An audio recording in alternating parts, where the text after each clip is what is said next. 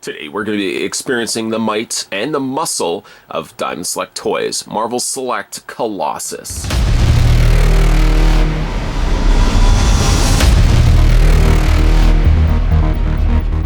A descendant of the mad mystic Grigory Rasputin, Pyotr Rasputin was raised on a collective in the Soviet Union as recruited to the X-Men by Professor Charles Xavier after his ability to turn his body into organic steel was discovered during a tractor incident. Pyotr took the codename Colossus and became a long-standing member of the team, finding romance with young recruit Kitty Pryde and camaraderie with Wolverine, whom Colossus would frequently hurl into battle as part of their fastball special maneuver.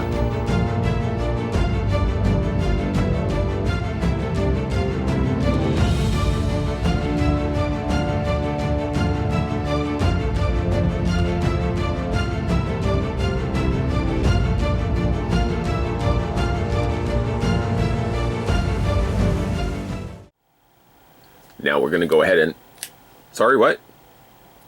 Hold on 1 second. We're going to go ahead and... Yes, I did actually. I've already had a look at Colossus about 2 years ago to be exact. We're going to be having a look at him again. I'm going to go ahead and take the tape measure, and we're going to put the tape measure next to the figure, and the tape measure tells us that it's about 8.5 inches in height. The figure doesn't necessarily come with a display stand, rather he actually comes with a part to the danger room. It's kind of sort of a brick, well, a moving wall that's got these projectiles or these sticking out spikes. And you can see that it would have been on hydraulics. The wall would have been moving outward. On its own, I have to admit, it's rather on the dull side, but keeping in mind if you've been collecting the Marvel Select X-Men figures specifically, you can add this otherwise non-moving wall to the overall Danger Room setup, and all of a sudden you got some pretty cool wall-moving action. I have to stress that it does have nothing on it that actually moves, but at the very least it does look like it's something that would actually be projecting and continuing to move its way outward. I see this and I immediately think the original Pride of the X-Men, which was a 2-part miniseries cartoon, really, which would have spanned out to a larger cartoon series and just never came to be. I always wished that we would have gotten the Pride of the X-Men as a cartoon series for the X-Men and not so much the 90s X-Men cartoon, which I found had weaker animation. Anyways, the wall itself, like I said, has these little hydraulics. You just have to attach these there. See if I can get one off here. There we go. There is almost like a little keyhole shape and a little notch here. Just going to attach this. One side has shorter struts. One has longer struts. One has shorter struts. If you are saying, for example, that I've put them on the wrong way, there we go. You can just simply flip the wall over. It's identical, really, on both sides. It's got some nice dark airbrushing effect that's been added, at least to the back side. The front side stays relatively shiny and all silvery goodness. The underside has kind of more the darker kind of airbrushing here, giving the sense, at the very least, that it's got, it's got a little bit more moving components, and it's built up heat and just dirt and stuff like that in the process. I suppose what you could always do too is display Colossus on top of it, but I mean that kind of just seems a little bit ridiculous. So we'll just move the display base. Actually, you know what? We'll just move this off to the side. It also kind of looks like it's a bit of a dog. Like, should have like a little head, like a little robotic animal, like a little robotic wall, or maybe like a robotic cheese grater. Anyways, anywho's, we'll move that out of the way and have a look at the figure. Now, I did, yes, have a look at this figure, give or take about 2 years ago.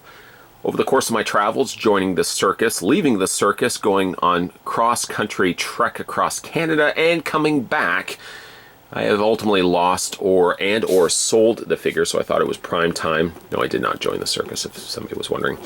I thought it was prime time to actually pick up this figure again, and I'm really glad that I did. It's kind of one of those things where you regret passing or selling things in your collection, and then you ultimately kind of go back and you want to get them all over again, and that's ultimately what's happened here with Mr. Colossus here.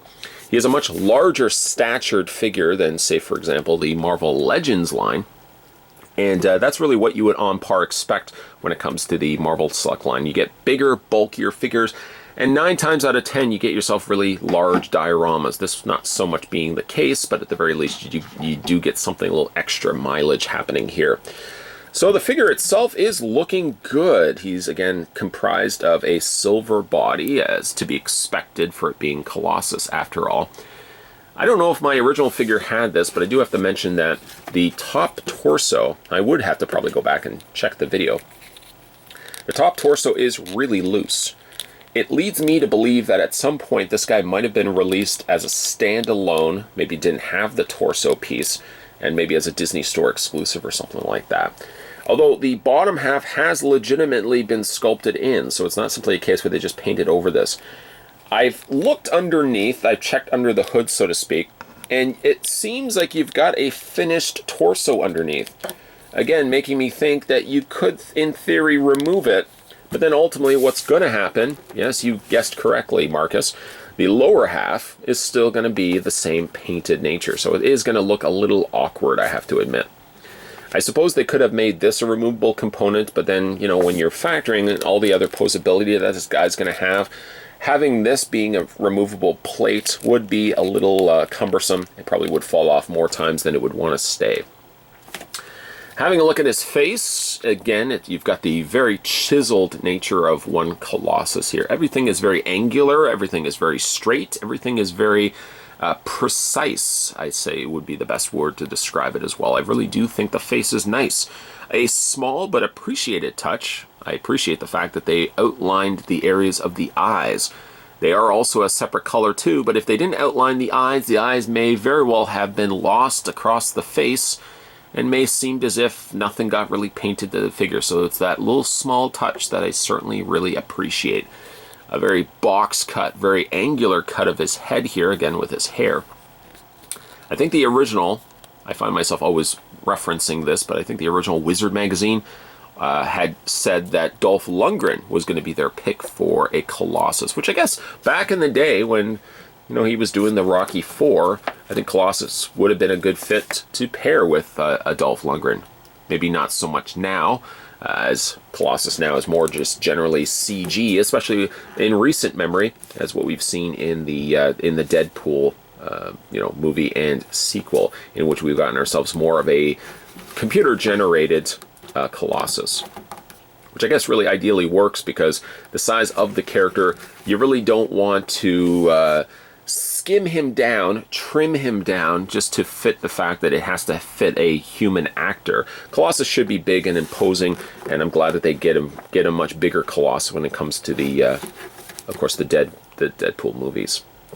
Some of the other notable traits for Colossus specifically, not so much in his face, but underneath his face, at his neck, and then running down to the rest of his body, he's of course got the indented lines that run across basically running across the armor, or running across his body, so to speak. That runs underneath in the torso area here. And despite for the fact that it does have all these additional lines, they don't forfeit the sculpting that is of the muscles. So like the biceps, the triceps, and everything else is all still sculpted in there. That is some serious tricep action happening there. My triceps don't look anything like that. They're not also metal, just so you know. He's got a little bit of airbrushing happening here, not quite an orange, but instead seeming to be more like a brown that's been added into the yellow there. The red also has some additional shading as well, so it gives you a little extra depth.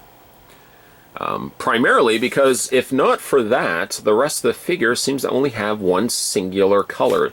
I'm more so looking at here. I mean, there's got some darker grays happening here, but primarily they've really kept it bare bones to just solely silver, which I think looks good because you don't want to bog it down too much by adding all this additional unnecessary grays.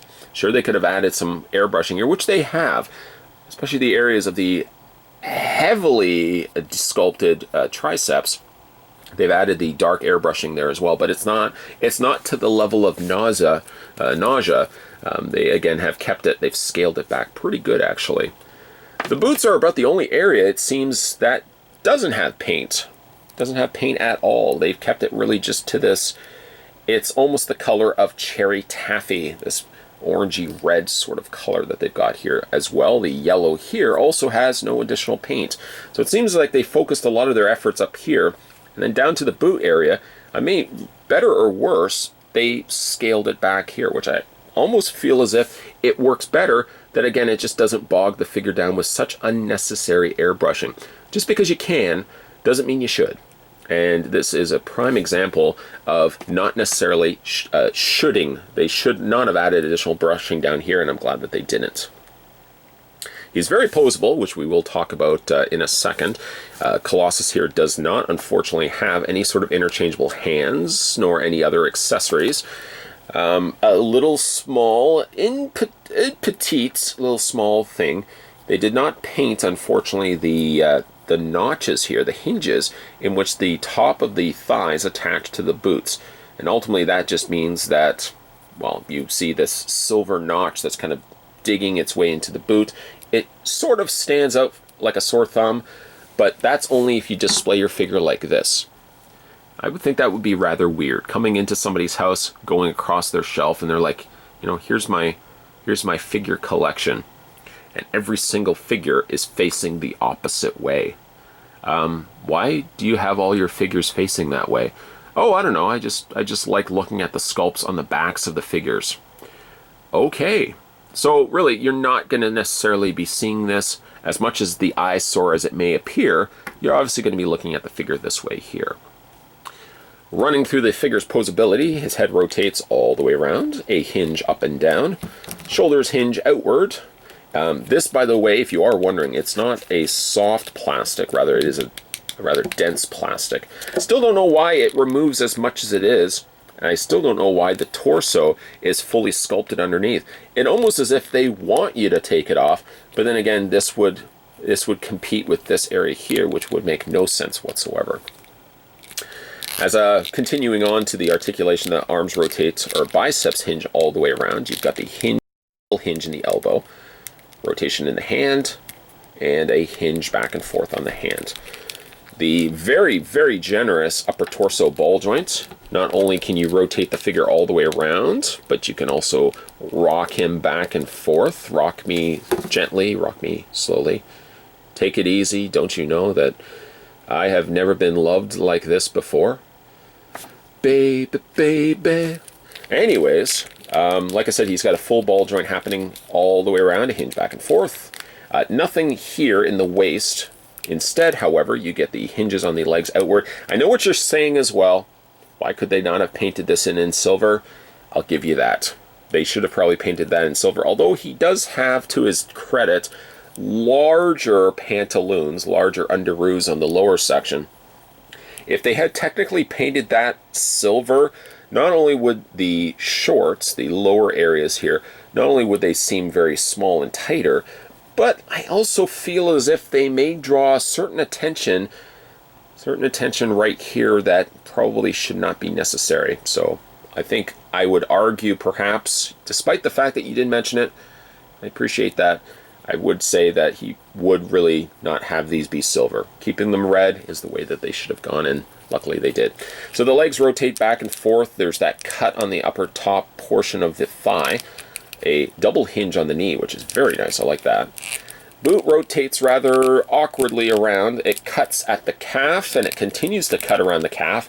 As you can rotate the leg all the way around, he's got a ankle rocking action happening there, and a hinge back and forth on the foot. Yes, he does have, Jeremiah, peg holes on the undersides of his feet. To be fair, though, Colossus stands perfectly fine. Two things I learned during my time in the circus is, one, you didn't want to take the bearded lady's razor. She didn't take kindly for that. And the second is, don't miss your chance when the chance comes around. Much like the circus, something in life may only come around once and one time only. You want to grab that opportunity when it's around. I say that specifically for Colossus because I grabbed him one time before and haven't seen him since. And then during my time and journeys in life, I may have sold him, a collector's remorse, much shared by many collectors. Sometimes you sell a figure and then later you regret later on, why, oh why, did I sell the figure? Well, This Circus, Colossus that is, did come around a second time. I was able to pick him up and I grabbed him immediately, as he was definitely one of my favorite Marvel Select figures. In fact, I would say of all the Colossi, of all the different Colossus figures that have been released, I think still to this date, Diamond Select holds true as one of the best renditions of this metal hero. Not only is the sculpt prime and proper for this particular figure, but he's got the sufficient size, which is one of the testaments I would always make to Diamond Select releases over, say, a Marvel Legends line, is with Marvel Select, you get more to the scale. You don't get necessarily a figure that has to utilize same similar molds as something that Marvel Legends seems to do quite frequently. Diamond Select, no matter what it is, whether the resources and the expenses involved in producing them, go above and beyond to give you the sizes that you would want for characters such as, say, for example, a Colossus, an Abomination, or even like a Juggernaut. Those characters are big, and as they really should fitfully be. Again, Colossus here is the best rendition of Colossus I would have in my collection. That is, again, until I sold him, and I was a little sad. I was sad for a while, and I wept in a closet. But I'm so glad I picked this guy up again. I mean, for the most part, he excels extremely well, both in sculpt and paint. I'm still questioning whether why his torso, his top part of his costume, can be removable, as it definitely doesn't seem like it would be the case where the lower half would make any sense with now a shirtless, so to speak, Colossus. Despite for the little off, weird sensing of why this torso had to come off, other than that, I do really like this figure quite a bit. If you do get your chance to see this guy coming around again, get on board and pick this guy up if you can. I definitely would say he would be the best Colossus you'll have in your collection. Today we were once again revisiting the Diamond Select Toys Marvel Select. This was the Colossus figure. If you guys want to go back and have a look at some of the other Marvel Select figure reviews that I've done on this channel, there's a playlist called Marvel Select Reviews. Also, make sure you hit that little subscribe button down below. More videos will be coming your way. As always, guys, thanks for watching. I'll see you next time.